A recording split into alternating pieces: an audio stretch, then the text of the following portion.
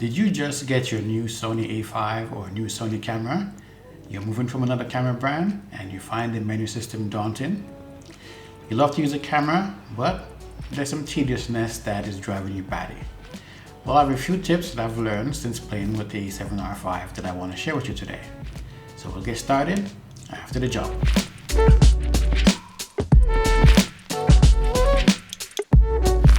Today we're going to cover the A7R5. I just got this camera. I'm relatively new to Sony, and this menu system is definitely different than the Nikon that I've been shooting with. If you're like me and you've been shooting out of hybrid cameras and you've made the switch over to Sony, you probably find that the menu system here is quite confusing. It's a lot of items in the menu to go through and figure things out. I've had a couple months with the FX30 and I've been playing around the menu system and kind of got a hang for it. What I realized though is that the A7R5 menu system is a little bit different. Now that we're dealing with a hybrid camera, things are different than what we would have in the FX30.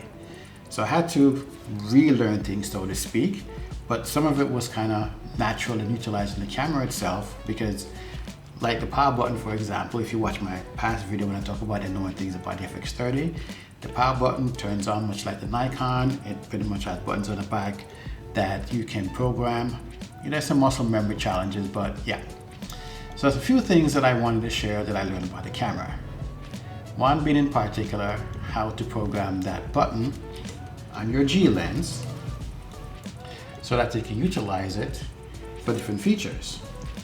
Now, since I do a lot more video, the lenses that I picked up for the FX30 were APS-C based, and they've all been G lenses. So with the button, I've been able to program some features inside of it, like a zoom function, because the screen is pretty tiny on that one, so I can usually zoom in on things and see things better. So that's one feature that you can do. Reprogram the button to act as a zoom button. Some of the features I really love on this camera is the fact that it shoots 61 megapixels in photo and it can record up to 8K. Granted, I don't shoot 61 megapixels in photos. That's a lot of disk space to take up. But I love that you can switch the camera into a medium image mode and get 26 megapixels out of it. Or if you go to small, you can get 15 megapixels. And the fact that it's a hybrid camera that allows me to shoot videos. I can reprogram some of the buttons, and the dials are there that I can also repurpose for whatever I need to use when I'm either filming or shooting photos. Since I'm spending more time on videos these days, I've been going through the menu system to figure out how I can repurpose some of these buttons to function the way I want them to work. Since I picked up a few G lens, as mentioned earlier, they all have this little button on the side here that you can reprogram for any kind of purpose. Usually you can use it as a focus hold button when you're shooting photos, but what I've done is I've figured out a way to utilize this lens in the clear image zoom function. So this is a prime lens, this is 11 millimeter, and actually this is the 15 millimeter. They're both G lens, and if you turn on the clear image zoom function, you can zoom in a bit on your image while you're recording. You do lose some functionality when it comes to tracking, so you have to keep that in mind. However, how do you activate it and get it to work? Well, that's one of the things that I had some challenges with. So what I did was I repurposed a button on the back of the camera that will activate the clear image zoom and then turn the wheel in order to get it to zoom in. I really like this feature and it functions very well. The other day, after going out and filming 8K with the camera, I thought to myself, I've been using these f4 lenses because that's all I bought was for these zoom lens were f4. I basically passed up on the 28 to 70 f2.8 to get the 24 to 70 105. And during my initial purchase, I did pick up the 16 to 35 f4 because this lens was going to act as my basically normal zoom lens. It will be a 24 to 55 in full frame lens on the FX30. It works well because I can use the power zoom switch and I can zoom in and out when I need to. Putting on this camera, you get the normal full frame 16 to 35. It's a fantastic thing. I love it. For most of what I film, it's usually close in. So all these lenses that I have here work very well. One of the challenges is that at night, in low light conditions, you need something with a brighter aperture.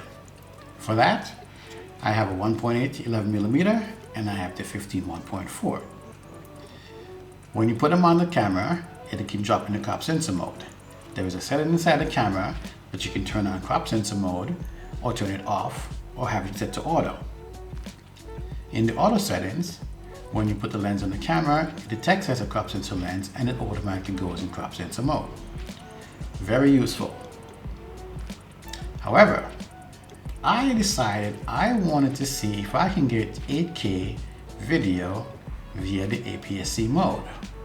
And actually, it does work. I didn't think it would because I didn't mention that you could do that, but it works. The only difference is, with the crop sensor lens on it, you do get some vignetting around the side. So here's another tip. You can film in 8K in the APS-C mode with an APS-C lens on the camera. To get rid of the vignetting, all you have to do is zoom in a little bit by that functionality that I mentioned earlier on, programming one of the buttons on the back to activate the zoom function and then turning the wheel. This is an 8K recording with the 15mm 1.4 lens. So as you notice on the corner, there's some vignetting going on. So what I'm going to do is turn on the clear image zoom so we can crop in and get rid of that. Since I programmed the button on the front of the camera, I can turn on the zoom function right there and I can turn the wheel and one level and it's gone. Well, not completely. I can still see a little bit of things in the corner over there. So we can go like a second level. Yeah. So it still crops in, but I'm still able to get 8K footage out of the camera. Another way you could do it is to program the button on the lens. So that way, since you're cradling the camera anyway, you could just tap the button, use your other hand to twist the wheel, zoom in, and you're good to go. Most of the time you're holding the camera like this, about this height, to film. So you can take care of that. If you hold it up to your eye, and you want to use it like in a normal camera mode to the viewfinder, you can do the same thing. Hit the button, turn the wheel, and then you zoomed in. So now you have 8K footage during the APS-C mode. Great. Before I go on to the next feature, I'd like to ask you to subscribe to my channel. As you watch my videos, if you like them, please give them a thumbs up. Make some comments, let me know what you're thinking. I'm very curious to what everyone else out there is doing. If you have a camera or any other subject I'm talking about, I'd like to hear what you guys are thinking about the equipment you have and how it's working for you. The subscription helps me to grow the channel and I can produce more videos from the comments that you guys are asking or things you want answered based upon subjects that I've discussed. So please remember, subscribe to the channel and give the video a thumbs up. All right, let's get back to the video. There's another feature on the camera that I really like, and that is the quick menu option. At least I call it the quick menu option. On a Nikon camera, you press the I button and it pops up a little menu and it gives you an option for some of your most frequently used features that you can access quickly without having to go to the menu system. This is very useful when you're shooting. So for accessing things like microphone, where you want to adjust your volume levels, if you want to change your focusing speed, whether it be continuous autofocus or you want to do a single, you can put these items in the menu. So you just decide which one is comfortable for you. Our settings are going to be different, but you can make those changes to suit your needs. And I believe everyone will find this useful just because of how tedious the menu can be. Program a few things that you use on a regular basis, whether it be for the photo side or for the video side, and then get on with the shooting. There's another feature I find very useful on the camera, and that's a leveling system. In order to access it, you hit the display button up a couple times until you see that circle with that line going through it. That will help you keep things horizontal and basically straight. So if you tilt to the side, it'll move from green to orange so that you know you're off kilter. The ones in the center is for your horizon. If you go up and down or a little bit above that, that will help you there too.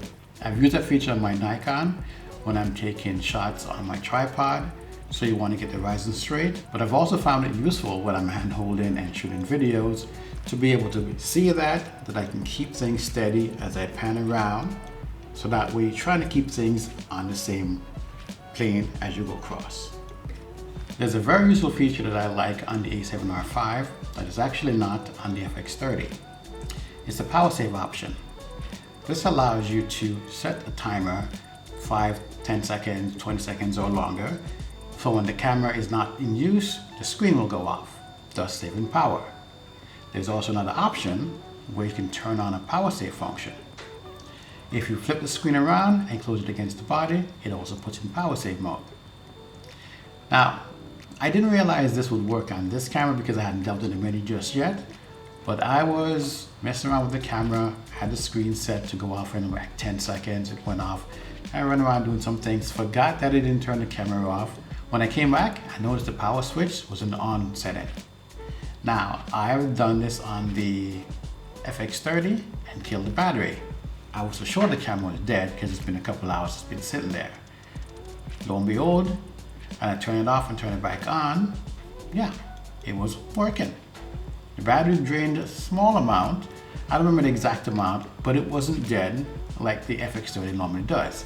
As I'm typically recording here, I don't always remember to turn off the camera, which is not a great thing to do. You always have to remember to turn off your equipment once you finish recording. Unlike when I was back home and in the studio, I had a power switch, everything is plugged in, and I could just trip it and everything is off. And sometimes we're out shooting and we don't want to have to boot up the camera, wait for it to come back on, does a little thing. You can just press the shutter button and the camera wakes up and you're ready to use it again. If you have it with the screen folded in, same thing. Fold the screen out and it's ready to go. That's a very useful feature that I found that I like in the camera, and you'll probably like it yourself too. There's one other thing I'd like to share. Did you know that the mics on these cameras are pretty good? When I was out filming the other day, I didn't have the external mic plugged into the camera, and I was talking about something that could have been useful. I didn't think the audio was going to be good, so I was just shooting just to have the B-roll, so to speak. When I got back in and I listened to the audio, it was actually pretty darn good. Now, I was a little bit on the high side because it comes out of the box set at about 26, and I had said about 16 or so because I wanted to see what that was like. I didn't want it to be too high, but I was able to get it to sound properly by raising the volume up in the Vince Resolve. That's very useful. So if you're in a pinch and you need to record something, if it's not too noisy outside, or even if it is, you can use the built-in microphone and get some audio. And if you use the Vinci Resolve, that has a new audio enhancement feature that can pick up your voice and basically drop out background noise. Of course, you have to control it.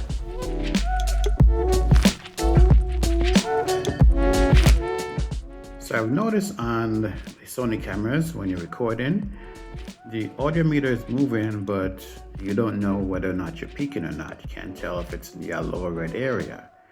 Here's one way you can go about figuring that out.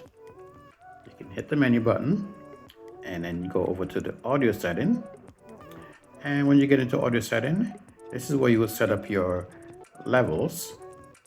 You can see now you have information about the levels of the microphone. You can set your levels here, and when you go back out, you'll have the correct information that you need. So now we go back out. Yep, the meters are just going, but you already set it in the settings area, so your recording should be fine. Hopefully you like the tips that I've shared. If you figured out some things on the camera that you'd like to share with the audience, please put it in the comments. There are lots of things to learn about these Sony cameras for those of us who are new to it. But as I find things, I'm making a video to share that. I'd like to thank you for watching the video and stay tuned for the next one. Happy New Year.